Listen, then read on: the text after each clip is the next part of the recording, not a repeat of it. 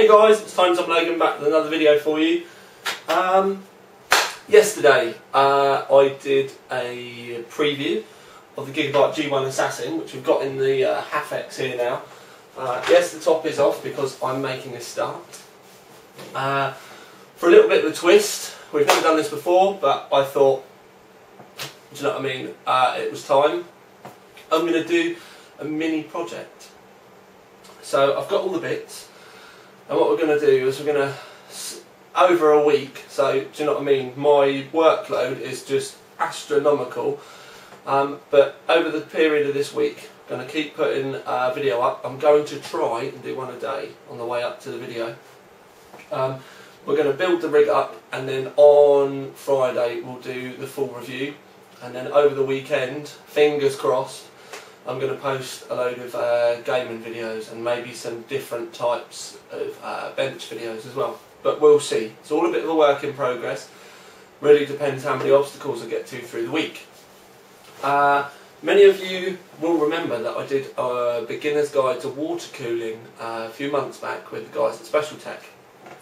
Video was relatively popular. Relatively, it was very popular. And Special Tech contacted me and asked me if I would do some other videos for them. So, as a part of the build with the Assassin, I'm also going to be doing kind of an interim review with a 360mm radiator kit that a Special Tech have sent me. But rather than just checking it in my test bench and it looking all kind of bland, I thought that what we're now going to call the Assassin project, I thought the Assassin project would be a perfect kind of way to show off the water cooling and show that you can go that extra little bit step further with a system. Yeah, water cooling does work out more expensive than air cooling, but it just adds that extra bit of kind of special spice, bling, whatever you want to call it, to your rig. So this is kind of me in my personal clothes, do you know what I mean? Dodgy hat on because I can't be bothered to do my hair, kind of nice and chilled. And what we're going to do today is literally, I'm going to show you the parts, and then we're going to assemble it into the rig, and then later on through the week you will get a video on how it performs thermally and everything like that. So it's going to be a bit here, a bit there, a bit somewhere else, but today we're going to get it in, have a good look. It's going to be a proper geek fest, you know what I mean? At the end of the day, we're just going to be looking at some water cooling bits and getting them in the rig and then seeing how it looks. So if you think you're going to have some kind of like monstrous video, this is just for the regulars, me and you, just nice and chilled out, way it should be really. So yeah, without further ado, I'm going to bring the camera in, we'll have a look at these bits, and then we'll start looking at how we're going to get them fitted in the case. Right then guys, down to the nitty gritty, down to the bits. Basically this kit is available from Special Tech. If I move back a bit, get my ugly head out of the way. This kit is available from Special Tech for $139.99, and you get everything that you see here. You get, yeah, just everything you want. The only thing that you have to decide on buying separately is your coolant, and that's just so that you can buy the colour that you specifically want. So pretty much you get your hose, you get your barbs, you get your clips, you get all of the little bits that you need to kind of put your rig together. You get fans, you get fan grills, everything. But I made a few changes in the fact that because of the rig that it's going in, I've specifically requested some Cooler Master Sickle Flow 2000 RPM fans, and they've got a green LED, green and black case, green and black fans, lovely jubbly. I've also got 6, and the idea is when I do the main review, I will be comparing the difference between the fans push and push-pull to see whether we get any temperature differences, and we'll also try fans at a lower fan speed as well. So we'll get quite a lot of testing done with the different fans. It comes with the same water block that we, as I throw the kit on the floor, backplate on the floor, comes with the same XSPC Raza CPU block that the smaller kit did. See, it's all nice and sheeny shiny there. The block itself actually supports all the major sockets, 1366, 1156, 1155, 755, all of the AMD, so AM2, AM3, 939, 754, there's literally loads. Now, the pump is very different from the previous kit that we did. This is a reservoir for your optical bays, you know, where your DVD drive goes in the front of your case, and the pump is built in as well. You just have the barb fitments at the back for your hose, but also if I just pop this open, I should have done this before really, you get two different front plates, so depending on the case that you have, you can either use the silver one, and you can see that you've got a cut out here so that you can see the amount of coolant that you've got in there, or the one that I'll be using is this rather sexy black one. Now if you have a look, that's quite a nice brushed aluminium. I think that would look really, really nice in the front of a Lanley case. But anyway, we're using Cooler Master today. So we've got that, and then the radiator, significantly larger than the one that we used before. It's 360mm long for 320mm fans, which we're going to be sticking in the top of the half. And as I said, we're going to be doing, we'll have the fans on the top, but we're also going to run a set of tests with the fans on the bottom as well for push-pull. But what we're going to do now is I'm going to start throwing these parts at the rig, quite literally going to be covering them in super glue and trying to get them in the rig. Well, we'll start getting all the bits in there, and yeah, we'll see how the day progresses. Right then guys, first stage is done. And by first stage I mean I've got all the fans in and I've got it set up so the air's blowing out of the case. You can see the radiator in the roof there.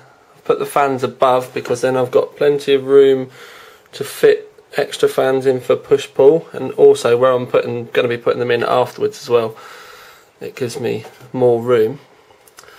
But if we have a look, you can see that you've got the radiator there, and that partially covers the first optical slot anyway. But by the time I've got fans, it's going to be completely covered. So the reservoir is going to have to go in this bay here, or these two bays here. So the next job is to get the reservoir in there. We'll put the sexy black plate on the front as well. So I will do that quickly, and then I'll bring you back in for another look. Right then guys, very much a work in progress type of the build at the moment. I've got the reservoir in the front. Now, it literally is a bomb site here at the moment because obviously I'm trying to get this rig built. I'm also trying to get it done rapid fast. But I just wanted to show you the reservoir's, you know, nice and fixed in there at the moment, but you do need to take it out to be able to fill it. So we'll just pop these out. I'm going to have to hold on to it. But that's where you fill it. So you need to be able to slide it in and out. But once you've got it in the right place, you just have to kind of nestle it. That's it, she's locked in place now. Doesn't really move. You can put extra screws in the other side so it doesn't move at all. But for this present moment in time, those two clips are going to hold it in just enough for me. You can see it's nicely hidden back there.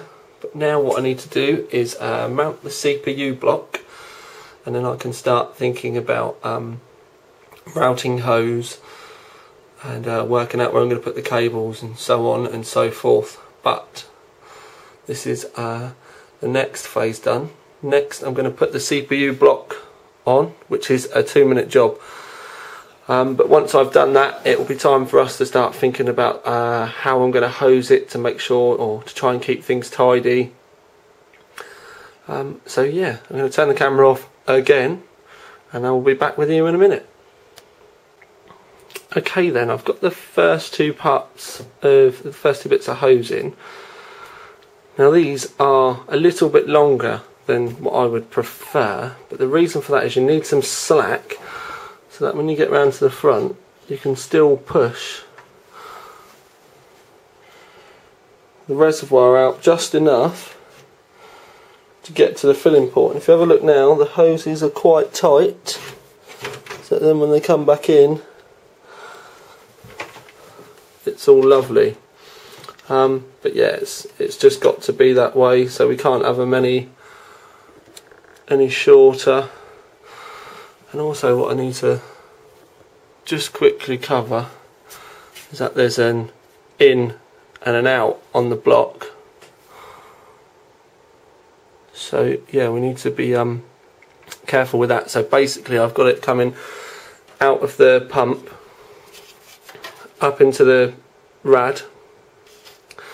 It'll then come out of the radiator. We might have to put a little loop in it to be able to get it round to the block, into the block, and then straight off to the return on the reservoir. So always have reservoir, pump, radiator, then your blocks in whatever order you like, and then back to the reservoir again.